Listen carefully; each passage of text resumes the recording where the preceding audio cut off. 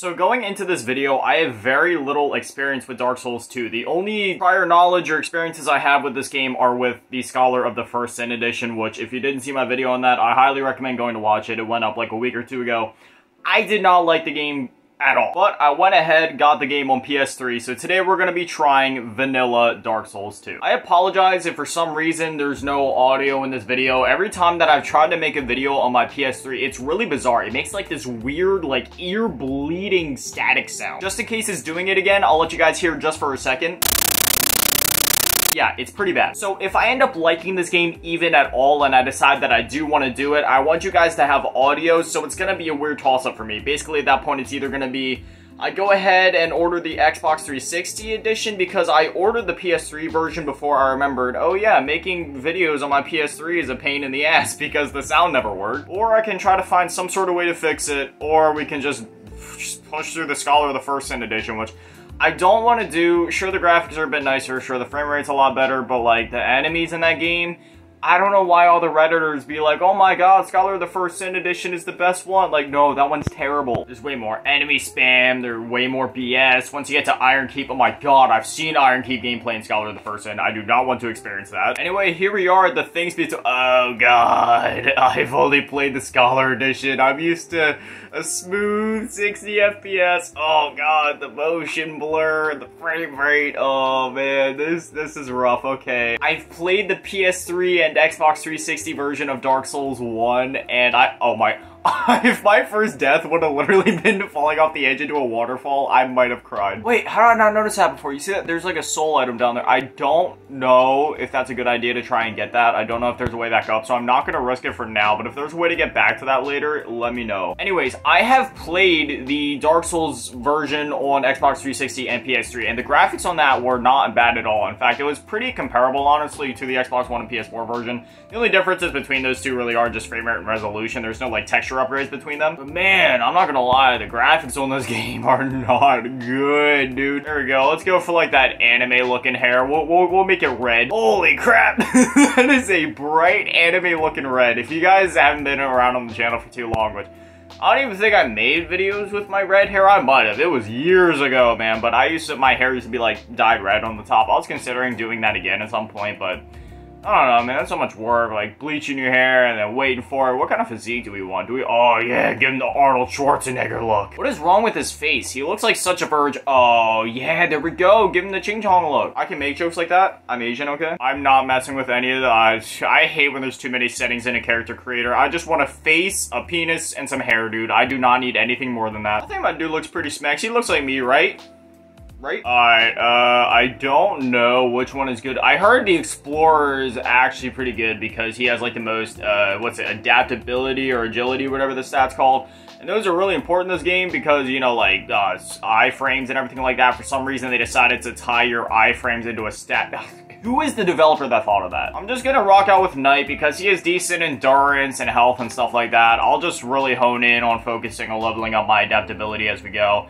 Probably gonna do Bonfire, however the hell you say that, because it allows you to beef up the enemies around the bonfire that you choose, so then you can farm better items that you could only get through New Game Plus. So apparently there's a lot of nice changes made. Oh god, that frame rate is chugging. So apparently there was like some nice changes made to this. Like for example, in the tutorial area, usually there's this petrified statue that blocks your way into one of the tutorial sections. It's so stupid, but in the vanilla version, it's not there. Apparently those statues can actually be a real pain in the ass because you have to use a very hard to find currency that isn't very plentiful throughout the game, and if you end up using it on the wrong one, you're just gonna kind of screw yourself over. I will give this game one thing, even though the frame rate, like I said, is chugging, and this game kind of does feel like doo-doo on PS3, the combat is still smooth regardless. Like, it feels very swift and, like, clean compared to Dark Souls 1. Dark Souls 1 was very slow, and everything had a huge wind-up, but it seems like it's kind of been flipped in this game, because in this game, like, the enemies kind of seem like they have a big wind-up, but I don't know if it just depends on what weapon I'm using, but so far, like, with the starting weapon I've used in both of my playthroughs so far, it's been very swift and fast and, like, clean. I feel so ripped off, so I was gonna make this video a while ago, like, actually shortly after I had made my original Dark Souls 2 video, after everybody was, you know, kind of crapping on me in the comments and leaving a bunch of dislikes. I was like, okay, you know what? And then there's obviously a bunch of dedicated DS2 fans, so I'm gonna go ahead and try the vanilla version, see if I can actually fall in love with this game, or at least some version of it. But unfortunately, the PS3 I just bought then, out of nowhere, the controller that came with it decided to randomly die. It wouldn't hold a charge, it wouldn't turn on, there was just no lights coming on. It was so bizarre. I tried resetting it, tried opening it up, messing with it, nothing happened, so I ended up ordering another one for like 20 bucks, and I'm glad I did. The original controller I had was actually messed up really bad, and I didn't even realize it. The sticks didn't really click. The controllers felt like oddly clicky, like the triggers. I don't even know how to explain it. Like every time I try to push them down, they just felt really like sticky and they clicked a little it was just really bizarre. Buttons felt all mushy, but now that I have this new one, I mean, I got it for $20 and it feels basically like new. The owner that I bought it from said that he basically never used it, so it's a really nice controller. So many people dunk on like eBay and Mercari, but man, when you're like a video game collector and you're into older systems like I am, those places are actually like the best way to get them, because otherwise, if you try to buy that stuff through Amazon, you're looking at like $300 for a PS3, and just the prices are egregious on all of the other sites. Like, don't care if it's like official or whatever, just make sure that they have pictures kind of like, oh my god, I did not just die to Fall Day. That was not my first death in this game. That is the trophy that I hate. This is Dark Souls, because it just, it pisses me off so bad. Like, was that the developer's mindset when making this game? Like, just, hard is good, Dark Souls is death. Because I can tell you, that is not what Dark Souls is about. Death is surely a lesson, so then the next time that you go into a battle, you kind of have a bit more knowledge, and there's a... Oh god, the hollow state in this game, it's like... Oh, this might be worse than the first. I look like Shrek. Anyways, Dark Souls is not just about death. It is about, like, overcoming these challenges. You know what I mean? But I mean, hey, then again, when your whole game is basically being marketed for free by a bunch of these game reviewers being like, oh, hard is the new fun or whatever, and saying how only true gamers can overcome this game, then I mean, I guess it does kind of make sense why they ended up going with this route, but... Anyways, we're stepping into Mahula, however you say it. I don't know if the J is said or silent, but...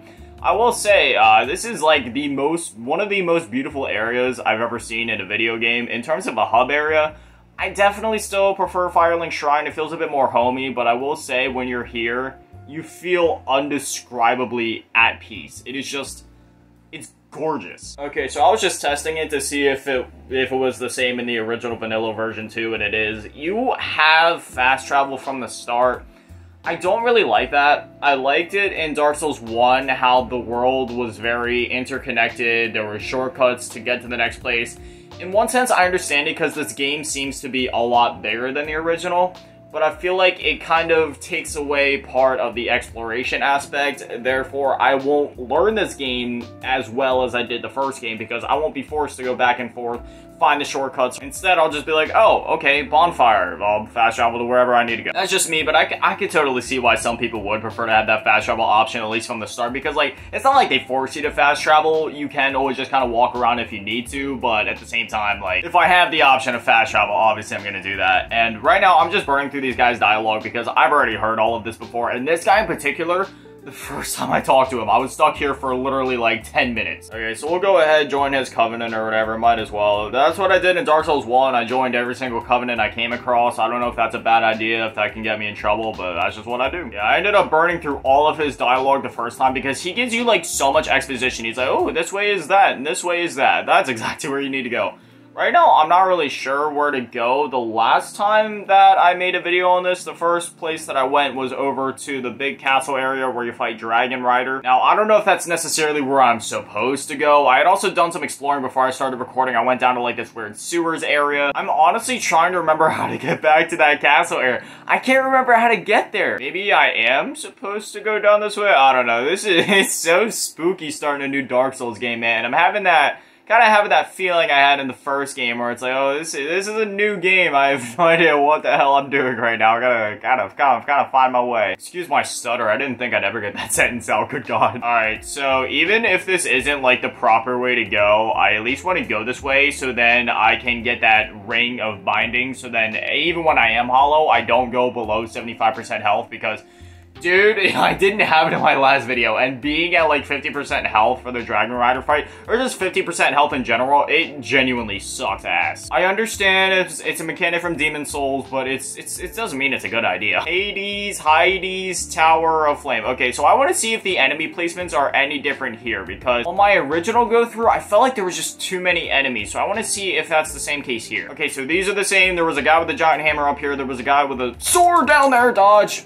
God, the dodge in this game sucks. I'm probably gonna die here. I'm just trying to go through, see how many enemies there are. This is honestly just a suicide run too, because I want to get that chest down there. Okay, so it seems like the enemy placements are literally all the exact same here, which I don't— oh, wait, no, there's actually none of those, like, sleeping knight guys. Ooh, if there's not a knight in front of this chest, that'll make it so much easier to get this ring and dip. Oh my god, thank god, there's no stupid knight here. Trying to fight that thing was such a pain in the ass. It made it way harder than it— Where is the ring? Also, I didn't pull the lever this time because apparently that's a bad thing to do. Like, if you don't pull it, this boss fight in here can actually be made a lot easier. Oh, well, I got knocked off immediately. I wouldn't say it's much easier if you don't pull it. Somebody please let me know in the comments, how are you supposed to cheese this guy? Because I know if you don't pull it, there's an easier way to cheese him. Like, how am I supposed to do that? Okay, so right now I'm kind of stuck. Where is the Ring of Binding? I do not want to do anything before I get this ring. So where do I find that? How do I farm up life gems? Because having one Estus flask is such BS, so I need to know how to farm up life gems if that's possible. Is there somewhere else I should go besides this? Like, after I get the Ring of Binding, should I still go through, try to fight Dragon Rider? Or is there somewhere else I should be going before I hit this spot? For now, this is where we're gonna leave it at for this video, just because there's a lot of questions I need answered yet. And I don't even know if I'm gonna be sticking with this version. If the sound is still an issue, then I'm just gonna have to decide whether I play Scholar, or if I'm just gonna have to order a copy of this game on 360 so you guys actually have sound in the videos. If this video's sound did get messed up for any reason, I'll be sure to throw on at least some sort of background music for you guys. But anyways, yeah, that's that. As always, a shout out to the patrons, Karma's Fave, Grandma, Lord Booty Tab, Big Daddy Matty, and Desperado. Hopefully you guys enjoyed. Thank you for watching. Have an amazing day. Stay beautiful. I love you all.